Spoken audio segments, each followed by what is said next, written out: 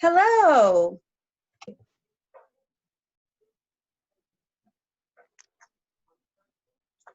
Hello and welcome to the Arlene Show. We're very excited today because we have with us a life coach extraordinaire by the name of Mr. Walter Aguilar. We're so excited to have him with us. And not only is he a coach that talks the talk, but he actually walks the walk because he himself has come from a challenging background and been able to rise up above the waters and the challenges to become the victorious coach that he is. And we're so excited because he not only coaches people who have walked through challenges, but he's coaching athletic people who are at the top of their game. So we're so excited to have him with us today, and we're going to allow him to introduce himself and tell us a little bit more about him. Mr. Walter Aguilar. Great. Well, thank you, Arlene. My name is Walter Aguilar, as you all know, and I'm actually an IPEC trained coach, which is the Institute for Professional Excellence in Coaching out of New Jersey, New York, there in your part of the country. Yes. And I was originally born in Guatemala, Central America, and I was brought up in Canada, in Vancouver, Canada. So I guess you call them a Hispanic Canadian. And I've been coaching now for around 5.5 years, give or take. And my area specialties are performance, transition, leadership, and wellness as well. And it's a type of coaching that's 5.5 years ago, which might have been a little bit unique. Now there's more of it being talked around. There's a lot of talk about mindfulness, about the power of now. There's all that going on there. Yes. But basically the modality that we use is the idea that there's 7 levels of consciousness, awareness, engagement, and confidence. And so what we do and what I do and what I have been doing for years is I've been working with different people to really help elevate their level of consciousness and their level of effectiveness in their lives. And been able to work with, like you said, some professional athletes as well as executives, anybody in performance-based careers, as well as couples and people going through difficult transitions in their lives as well too. So yes, I've worked with a variety of people, and for myself, I am a dad to a special needs boy. I've been married for over just over 27 years. And so I have a unique perspective on life. Although I do performance, transition, leadership, and wellness, life coach is what some people call me, but other people call me an energy coach. Excellent. I want to definitely tap into that area where you were talking about the personal life, where you shared your number of years of marriage. How many years was that? 27. 27 years of marriage. Now that's very unusual in this day and age. Yeah, I think that it's unusual, but depending on where you are, there are people that do it. Yes. And I think it's just unusual now for a lot of the younger folk. Right. But if you've been married over 20 years, it's been you know that from 20 to 27 years it goes really quick. You just and keep before going. you know, you're at 30. Yeah. So 20 years is a sweet spot. Yeah, it can be. I mean, the thing is when you think about 20 years, that's when, if you've had kids in your first couple of years of marriage, that's where your kids are going off to college and or going out on their own. So it's, yeah, I guess that would be a bit of I guess it's a sweet spot. It always comes down to whatever you view it as, right? Because the world and the way we Okay, I'm having a little bit of difficulty hearing you, so I'm going to put this in.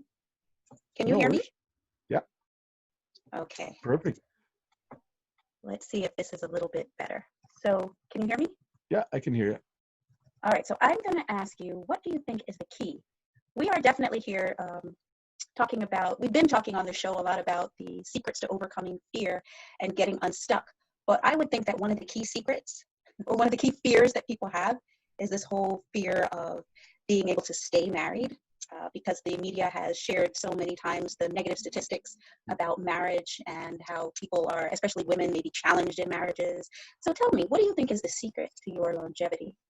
Because I think a lot of people would be interested in knowing about that. A couple of things. You're breaking up a little bit, but I just want to tell you, as far as a secret, I don't know if there is a secret. I think that quite often is having a common goal is really important.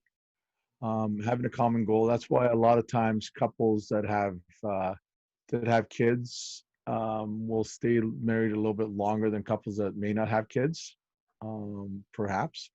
Or other times it could be the fact that it's a stress of having the kids that causes them to want to go their separate ways. So I don't know if there's a secret. I think that there is. It's just it just comes down to, I believe, is the values that you have. Values are principles you live by, and beliefs are things that the statements that you believe to be true based on past experience. So I think that, and the reason why is this is that some of the loneliest people that we may have in any given city are actually married people. Some of Just the like, loneliest people, you said, happen to be married people. Now, that's a yes, very odd thing to say. Why would you say something like that?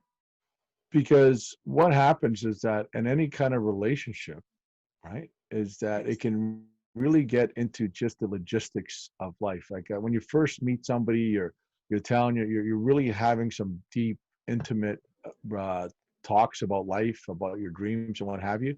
And Yes. after a while, you can get complacent, and it could just be about picking up the lawn, picking up the dry cleaning, taking the kids to different appointments. So it can all become just really just really about the comings and the goings of life, but not really getting that intimacy, because intimacy we actually confuse as being sex, but it's not about sex. And how do we know that? Just ask the Tinder generation, right? Okay. People So can have a lot of, it's interesting that you start the conversation with intimacy, because I'm thinking that when people are getting together, that is one thing. But when it comes to really getting married, hopefully you already have established some level of intimacy before you enter in. Would you suggest that it's actually from the onset of the relationship? Like, you should go into the relationship knowing that you want that longevity and you want that intimacy? Or is it more so along the lines of you should just be open, as they say, and allow things to play out the way they play out? Which is more important? well, I think it's having the inner and outer awareness that's important, Inner because and outer awareness. because here's the thing is that most people, when you really think about it, most Yes. people don't always we think we're falling in love with a person, but quite often we're falling in love with the story of that person. We're falling in love with We story the of that story person, of the person. that this could be a great dad or a great provider, and I could see myself having a home. So we start creating these stories, and again, that's where I think that it begins, is that, and if you can really start and you can be aware that you're doing that, you can actually stop for a second and just start thinking to myself, okay, I'm creating a story, but is this story true? Well, no, because the future is never the truth because it hasn't happened yet, right? Okay. So by learning how to be present with the person is really more important, right? Because when you're in the present moment, you're exactly where life is happening. Okay. So And one of the key things that they say is clarity as a step one.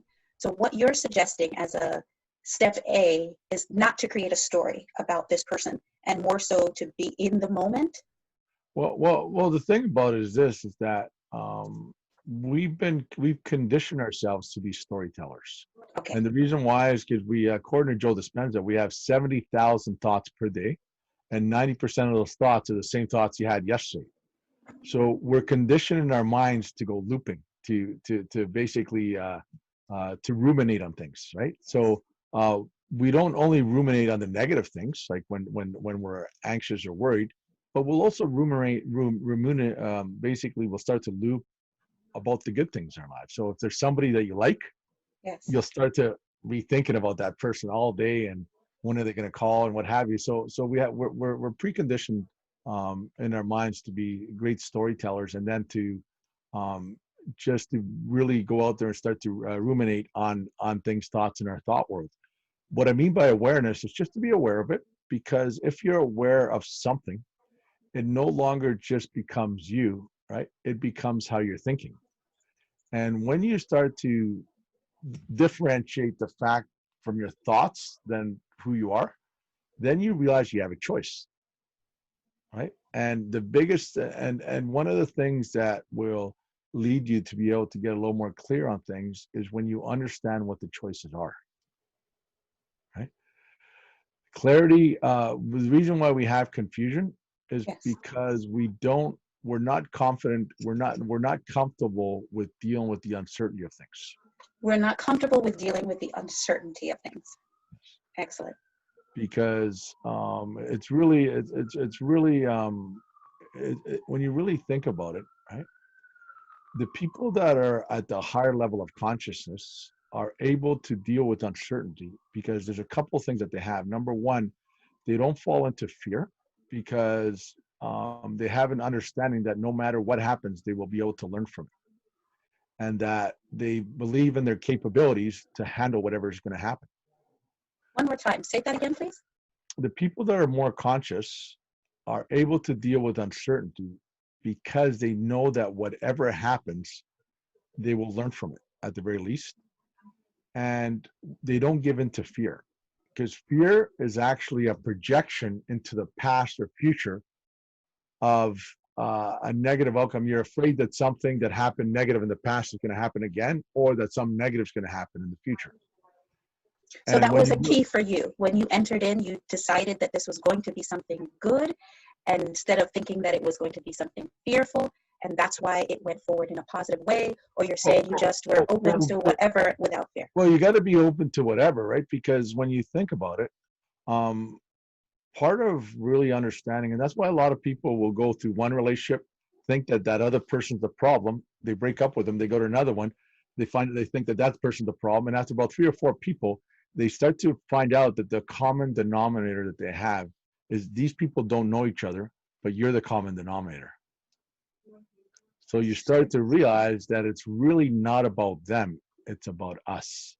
And some powerful that Eckhart Tolle said is that he said that relationships and life in general is not here to make us happy or unhappy. It's here to make us conscious. Okay, what do you mean by conscious? For those listeners that may not Conscious. be as privy to consciousness versus... It's even use it's here to make us aware. It's here to make us aware aware of ourselves. Aware of the things that we still have to work through. Okay. Right? Our stuff. In other words, our stuff. Right. And this all really relates to the fact, right, that there's something that we didn't learn how to effectively do when we were young. Our parents didn't effectively teach us that because that they didn't know. We didn't learn how to appropriately grieve those things in our life that we consider as losses. We didn't learn how to effectively forgive ourselves, forgive other people, accept ourselves, situations, or other people. We didn't learn how to let things go.